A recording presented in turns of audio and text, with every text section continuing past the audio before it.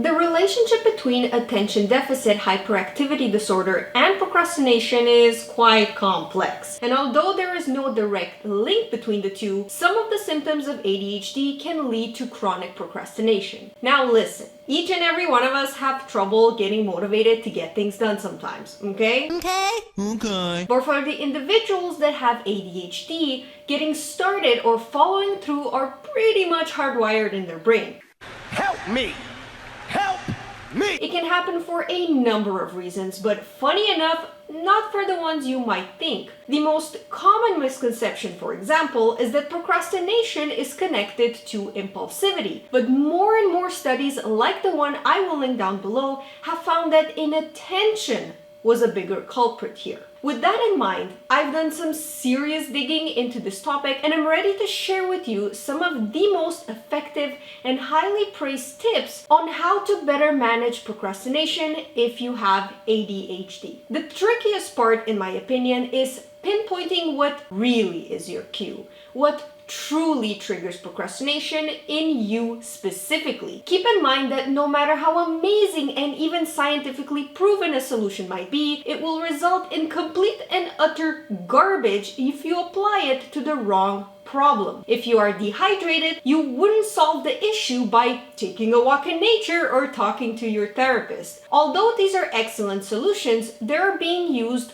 on the wrong problem. You need to know what the core hiccup is before you browse through the long list of tips and hacks. Now, after and only after you've figured that first part out, if your underlying issue is low frustration tolerance, two popular tricks are number one, breaking down your tasks, and number two, scheduling your work according to your productivity cycles. The first tip is pretty straightforward and yet can still be perceived as a challenging task in itself. When it comes to dividing your work into smaller, more manageable tasks, I would advise you to do so by focusing on either time to complete or task switching. So for example, instead of breaking down your reading material into chapters, try dividing it into bursts of 15 minutes. Instead of saying, this morning I will read chapter 4, go in with the intent to read for 15 minutes. If that doesn't do the trick, then try separating your work depending on tasks. If you're easily prone to distractions, this can be particularly helpful because when we switch tasks, there is a tiny adjustment period where we can more easily get distracted. If let's say you're writing an assignment but try to multitask and have 60 tabs open on the articles you might use for your paper, this constant task switching can easily get frustrating and inevitably lead to procrastination. Break that down. Task 1 is finding 5 articles I will use. Task 2 is writing down based on what I just read. Scheduling your work according to your productivity cycles can also be helpful both if you struggle with low frustration tolerance or with difficulty to sustain a focused attention. Without getting into too much detail here, productivity cycles are repeated actions or behaviors that you do on a specific spaced out schedule. They're a way to step off the hamster wheel and get deliberate and purposeful about how you spend your time and energy. By giving this video a thumbs up, it will let me know that you are interested in me dedicating an entire video to this topic.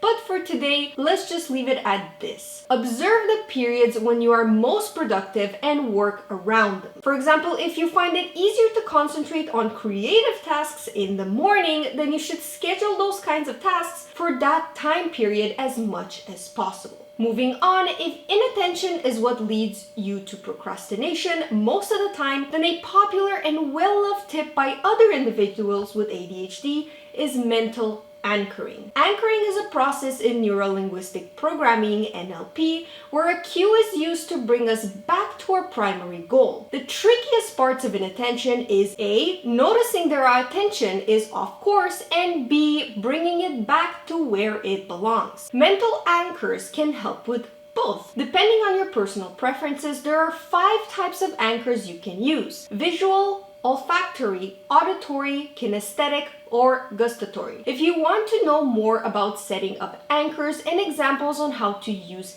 each one, please let me know in the comments and I will of course make a video entirely dedicated to this topic. And lastly, no matter what you are struggling with, whether it's ADHD, depression, or anxiety, please say no to trickery. You are not dumb. Okay? Putting a piece of candy next to your textbook will not get you to study. Setting an earlier deadline will not make you start that report ahead of time. You can't trick yourself. These techniques can of course act as incentives and to give you a little bit of encouragement, but if you completely rely on them to somehow miraculously activate your motivation and tap into your automatic responses, I'm sorry, but you will be seriously disappointed. Not only in the tips themselves, but also in yourself. So if you want to better deal with procrastination, I would stress self-compassion more than trickery and surface level rewards. If you are curious to see where you stand with self-compassion, I've linked an article below on the self-compassion scale on how to interpret its results if you want to test yourself to pinpoint your baseline. If, however, you prefer staying on YouTube, I will also link my videos on cultivating self-love and self-care in the description box below. So with that being said, thank you so much for watching. But before ending this video, I'd like to tell you a little bit about today's sponsor, Shein. I've been buying from their website long before I even started my YouTube channel, and I have pieces from them that I've worn for years and they're still going strong. I'm honestly really happy to see Shein listening to all our comments and making a conscious effort to incorporate recycled and organic materials in their new items and even starting an eco-friendly collection. If you ask me, this is definitely a start in the right direction and I encourage the brand to keep going. I invite you to click the link below to take a peek at any or all of the pieces I've tried on during this clip. I am particularly loving their skirts right now, their loungewear of course, their sports sets, and the 4-pack basics or t-shirts because I never get bored of them and I seriously just live in them. So thank you so much for Shein for continuously supporting my channel, and once again, thank you to you guys very, very much. I will see you next time. Bye!